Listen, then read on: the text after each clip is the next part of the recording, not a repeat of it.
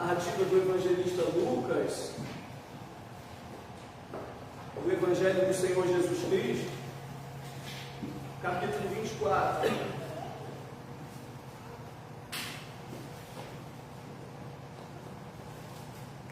Uma leitura alternada da palavra do nosso Deus.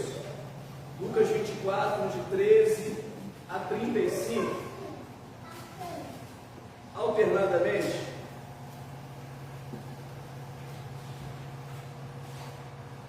Naquele mesmo dia, 2 deles estavam de caminho para uma aldeia chamada Emaús, distante de Jerusalém, 60 estádios.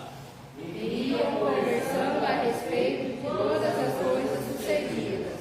Aconteceu que, enquanto conversavam e discutiam, o próprio Jesus se aproximou e ia com eles. Os seus olhos, porém, estavam como impedidos de o reconhecer. Então lhes perguntou Jesus: que é isso que vos preocupa? E de que ides tratando à medida que andais? E eles pararam entristecidos.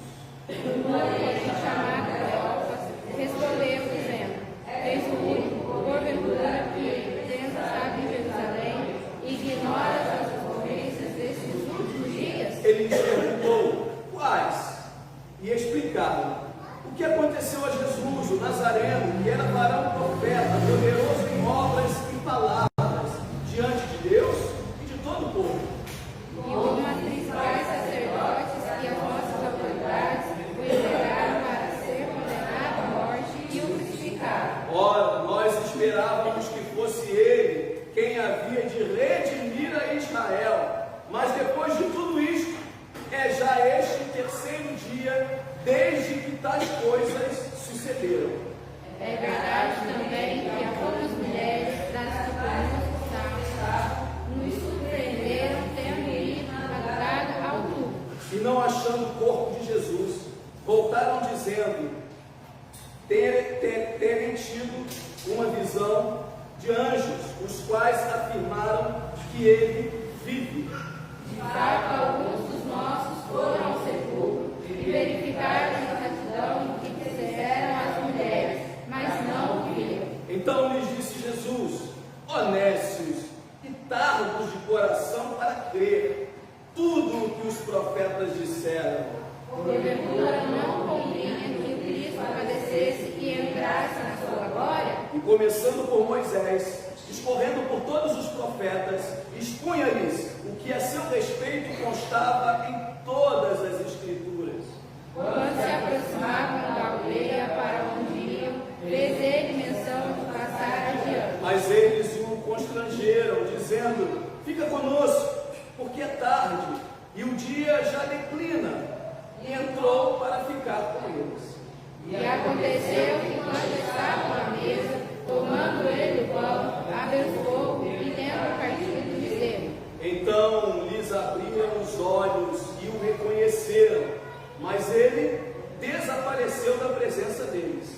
E disseram um ao outro: porventura não nos ardia o coração quando ele pelo caminho nos falava quando nos existiam as Escrituras? E na mesma hora, levantando-se, voltaram para Jerusalém, onde acharam reunidos os 11 e outros com eles.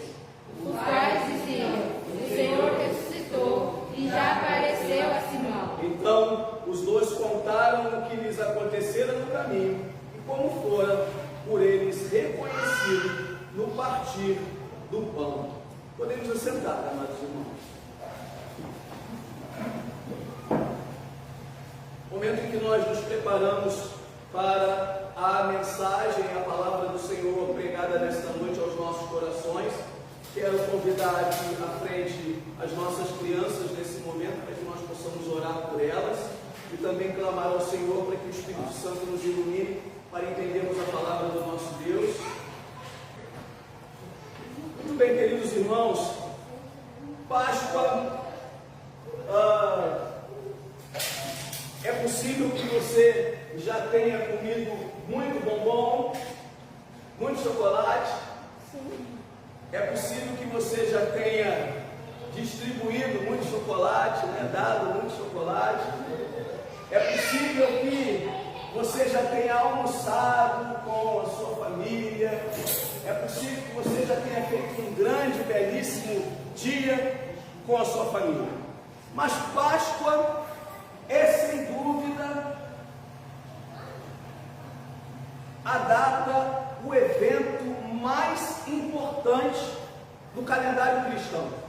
Eu não sei se você tem consciência disso, mas por que será que em todo lugar, em todas as culturas, ou praticamente quase todas as culturas, as pessoas celebram a Páscoa?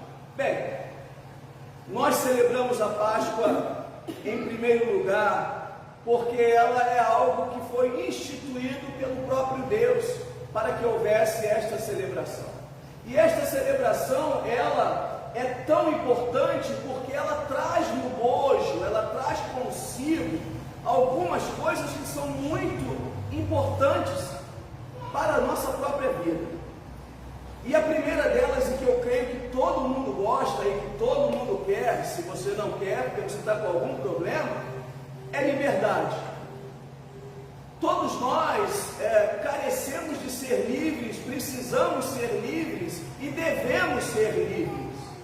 Livres, em primeiro lugar, para pensar aquilo que é bom, aquilo que é correto, aquilo que é justo, aquilo que é importante para cada um de nós. Mas livres também para falar, expressar aquilo que nós queremos. Pelo menos é isso que denota a nossa Constituição, né? Ela diz que nós devemos ser homens e mulheres livres para expressar aquilo que nós ansiamos ou queremos vivenciar ao longo da nossa trajetória de vida como cidadãos deste mundo. Mas livres também para agir, não só pensar, falar, mas também agir. E era isso que faltava ao povo de Israel, ao povo de Deus, quando estava cativo no Egito. Eles não podiam expressar o que queriam, eles não poderiam sequer fazer o que queriam, eles eram escravos. E por conta disso, o Senhor levanta um homem chamado Moisés. Moisés é um homem levantado por Deus para libertar o povo do cativeiro, para tirar o povo daquela opressão, daquele jugo muito cruel que os egípcios estavam impondo sobre a vida do povo de Israel, do povo de Deus. O Senhor chama Moisés e diz a Moisés que ele fosse até Faraó para que Faraó pudesse ali libertar o seu povo. Moisés, como eu e você, tinha limitações. Nenhum de nós podemos nos dizer assim: eu sou o bom, eu sou o bom, eu sou o tal, né? Como cantava o Erasmo Carlos, né? Nem sei quem é que lembra disso. Ele dizia: eu sou o bom, eu sou o tal, né? Não podemos fazer isso, porque todos nós, em alguma área ou em alguma instância das nossas vidas, temos alguma limitação, temos algo que é frágil em nós. E Moisés, quando Deus o chama, ele se apresenta dessa forma: alguém com fragilidade, e ele diz para Deus que ele não poderia fazer ou cumprir a missão que Deus estava depositando para ele, porque ele era pesado de língua, ele não sabia falar direito, ele não sabia se comunicar, pronunciar as palavras direito. Então Deus diz para ele que ele não iria sozinho, que ele iria comunicar a Faraó, ao grande e poderoso imperador egípcio Faraó, a necessidade de libertar o povo, mas acompanhado do seu irmão Arão. E Arão, eloquente, acostumado a falar para as populações, acostumado a falar para as pessoas, então foi junto com Moisés para libertar o povo.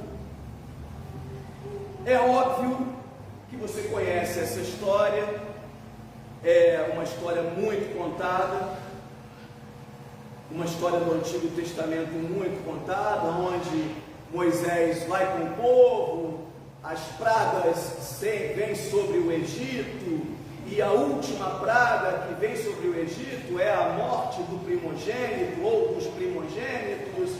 Óbvio que você conhece essa história, mas estou fazendo a narrativa desta história, ou refazendo para ti a narrativa desta história, apenas para nos conectar com este texto que nós acabamos de fazer a leitura dele, e que é a base para o sermão desta noite.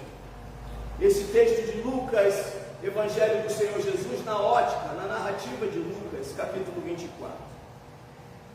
O texto de Moisés, ele se alinha a esse texto de Lucas, porque ele traz junto algumas coisas que nos são muito peculiares. A primeira delas, a necessidade de entendermos que Deus nos chama a estarmos juntos. Deus nos chama a estarmos juntos em meio à obra que Ele quer fazer. Eu não sei se você tem consciência disso, mas Deus está e quer fazer uma obra neste mundo que nós estamos inseridos nele. Deus está fazendo e quer continuar a fazer esta obra neste mundo.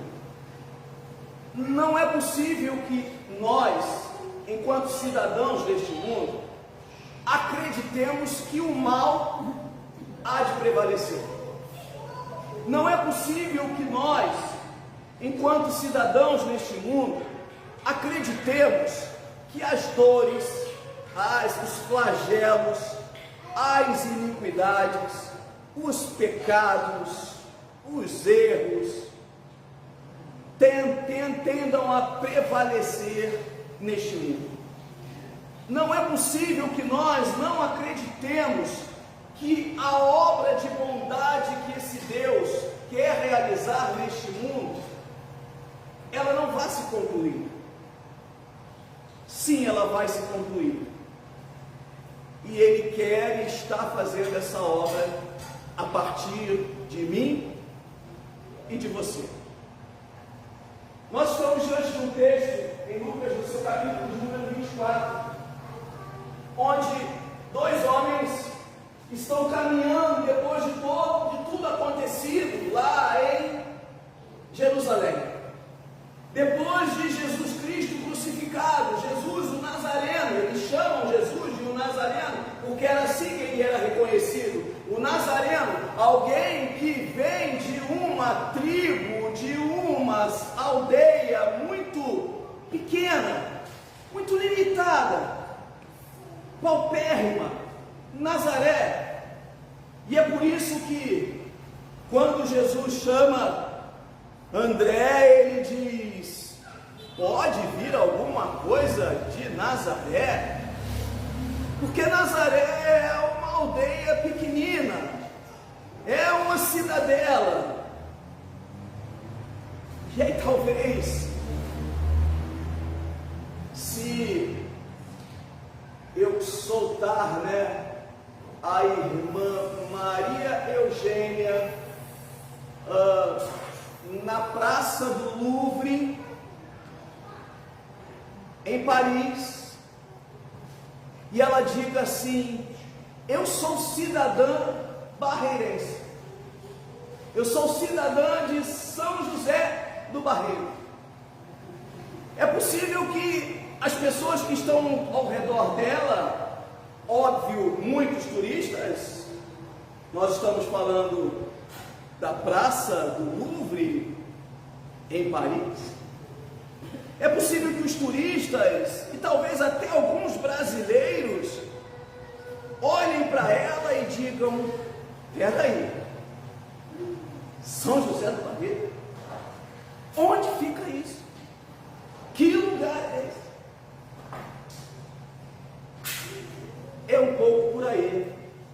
rótulo que Jesus carregava nos seus ombros. Jesus é de uma aldeia pequena, Jesus vem de um lugar, de uma cidadela onde as pessoas nos grandes centros não conheciam, não reconheciam, não valorizavam, e por isso ele é chamado de um Nazareno, para mostrar para nós aquilo que eu falei e iniciei falando para vocês, que todos nós temos limitações, e pode ser que a nossa limitação seja o fato de sermos de São José do Barreiro.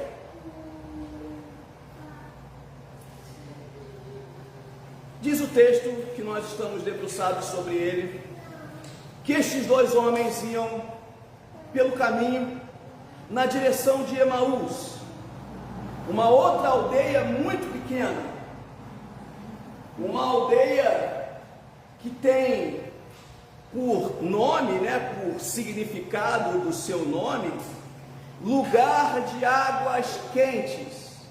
Pode ser que estes homens estivessem indo para lá para poder tomar um bom banho, um banho curativo, porque as águas mornas, as águas quentes, elas curavam. Mas pode ser que eles estivessem indo fugir de Jerusalém, porque as pessoas estavam ainda muito agitadas com a crucificação de Jesus. O fato é que estes dois homens estão indo na direção de aproximadamente 60 estádios, ou 11 quilômetros, essa é a distância de Jerusalém a Emaús, 11 quilômetros. Vocês que estão acostumados a andar mais do que eu, que andam muito na roça, Anderson? 11 quilômetros, aqueles homens andando, entristecidos, diz o texto, cabisbaixos, e aproxima-se deles um terceiro homem, o qual o texto identifica logo como Jesus. E Jesus começa a caminhar com aqueles homens, e começa a conversar com aqueles homens, e começa a interrogar aqueles homens o porquê de tanta tristeza, o porquê de tanta preocupação. E aqueles homens então dizem para Jesus o porquê, e até ficam um tanto curiosos. Ei, peraí, como é que pode só você não saber o que está acontecendo? Como é que pode você não ter ouvido todos os acontecimentos que ocorreram lá em Jerusalém? Como é que pode? As coisas acabaram de acontecer e você não sabe disso. O que aconteceu? Crucificaram Jesus, o Nazareno, no qual nós acreditávamos que seria aquele que iria redimir o povo de Israel, ou seja, libertar o povo de Israel. Voltamos para a liberdade. Mais uma vez, aqueles dois homens questionam o fato de Israel continuar oprimido, agora não mais oprimido pelo Império Egípcio, claro, mais de 1000 anos se passaram, não mais oprimido pelo povo egípcio, agora oprimido pelo povo romano, pelo Império Romano. Agora não mais obrigado a pagar impostos para os egípcios, ou a ter que construir as pirâmides, os monumentos. Não.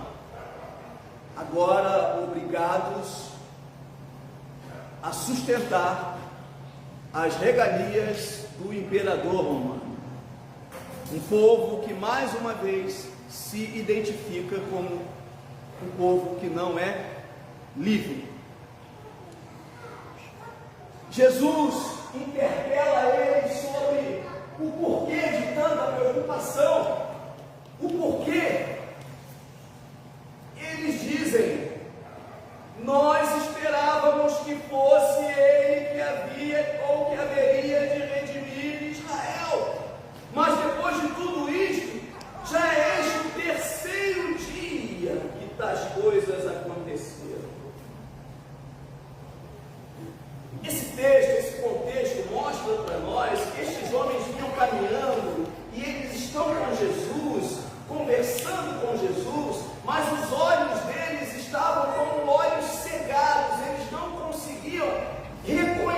dizer que estavam diante de Jesus. E é muito interessante que Lucas, ele faz questão, por ser médico, por ser detalhista, ele faz questão de dizer que entre estes discípulos, estes dois homens, está Cleopas. E Eusébio de Cesareia, um dos pais da igreja, escrevendo uma de suas cartas, ele disse que Cleopas era nada mais, nada menos do que o tio de Jesus. Imagina, Giovana, sua tia não te reconhecer, o seu tio não te reconhecer lado a lado com ele, caminhando 11 quilômetros, conversando, e o seu tio ou a sua tia não te reconhecer. Cleopas não reconheceu Jesus Cristo. Mas diz o texto que ali está Jesus, caminhando com eles, indo na direção de Emaús, dessa cidade de águas quentes. Irmãos, qual é a finalidade da Páscoa?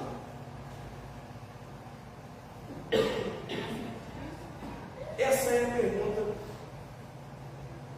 que se faz nesta noite. Qual é a finalidade da Páscoa?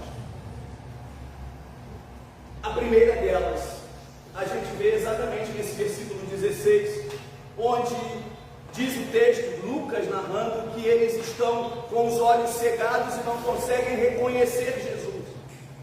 A primeira finalidade da Páscoa é mostrar para nós que os dissabores, as tristezas, as lamúrias, os percalços, as preocupações, as dores desta vida não podem nos cegar, não podem tirar de nós o foco de vermos, de enxergarmos Jesus conosco.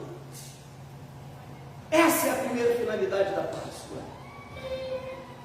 Por isso, Moisés é conclamado por Deus a reunir-se dentro da sua casa e passar nos umbrais da porta sangue do cordeiro, para que o anjo da morte não tocasse na sua família, porque enquanto eles estão ali dentro, eles estão comendo, eles estão bebendo, eles estão se divertindo, eles estão ceando, eles estão tirando da cabeça a preocupação de que Deus não está com eles. Irmãos, as lutas elas são muitas na vida de todos nós, mas nós não podemos deixar os dissabores, as tristezas, as mágoas, porque às vezes nós nos magoamos, às vezes a irmã Glorinha me magoa, mas não é por conta disso que eu tenho que deixar de estar junto com ela. Não é por conta disso que eu tenho que deixar de enxergar que Cristo está entre nós. Portanto, a primeira finalidade da Páscoa é mostrar para nós que as tristezas, os dissabores desta vida não podem tirar de nós a possibilidade de enxergarmos Jesus ao nosso lado, Jesus conosco. Ele disse isso, partindo, indo embora, ele disse: eis que estarei convosco durante todos os dias, até a consumação dos séculos. Mas a finalidade da Páscoa tem uma outra vertente, um outro aspecto muito importante também para as nossas vidas.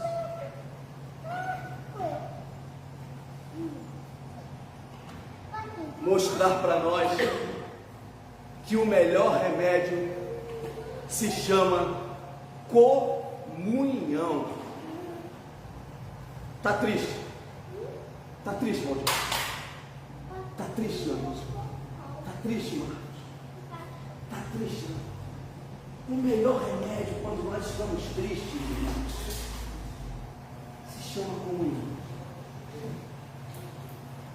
É na comunhão que eu me aproximo do Marco, estando triste, e ele, com a sua alegria, me contagia. É na comunhão que eu me aproximo da Maria, e ela, com a sua alegria, com a sua energia, me contagia. Queridos, a finalidade da Páscoa também é trazer para nós o entendimento de que o melhor remédio para as nossas vidas se chama comunhão, e é por isso que a igreja se reúne, e é por isso que lá no texto de Êxodo capítulo 12, o Senhor manda celebrar a Páscoa rotineiramente, todos os anos, para que nós pudéssemos entender isso, que nós precisamos de comunhão, precisamos uns dos outros, da alegria, da energia contagiante um do outro.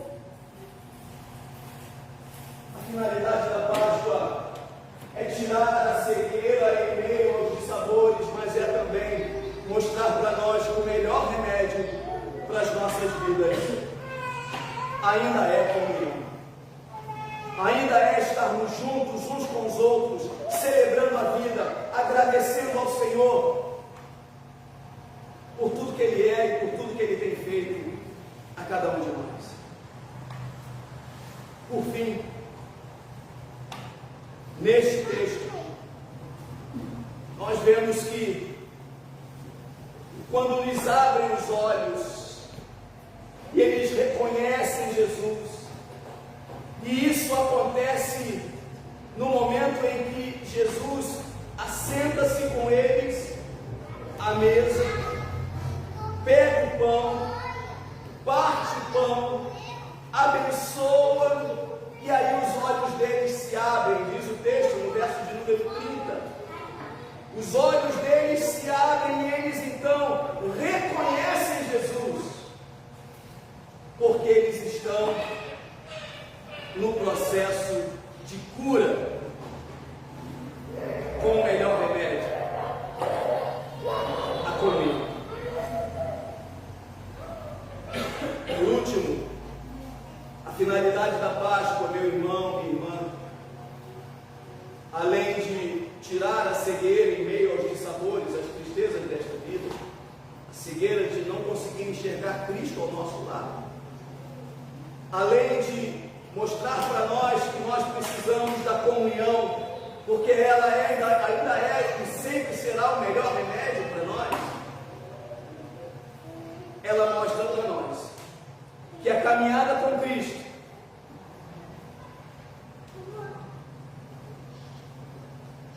precisa arder no nosso coração. Não é possível alguém que se diz cristão não sentir ardor, não sentir o seu coração queimar por Deus, por vontade de estar com Deus, por vontade de ouvir Deus. É isso que diz o texto na história que nós acabamos de ler. Estão eles caminhando com Jesus e Jesus explicando as Escrituras e falando com eles. E quando os olhos deles se abrem, que eles veem que realmente era Jesus que estavam com eles, eles se perguntam: como não ardia, como não queimava o nosso coração quando ele estava expondo as Escrituras? Irmãos, nós que nos chamamos cristãos, precisamos sentir ardor no nosso coração ao longo da nossa caminhada neste mundo. Enquanto caminhamos e caminhamos com Cristo, porque basta olharmos, Ele sempre estará ao nosso lado, o nosso coração precisa arder de vontade de estar na presença dEle, de vontade de viver com Ele, de vontade de buscar Ele, de vontade de olhar para a palavra dEle e querer entender a palavra dEle. Essa é a finalidade da Páscoa. Tirar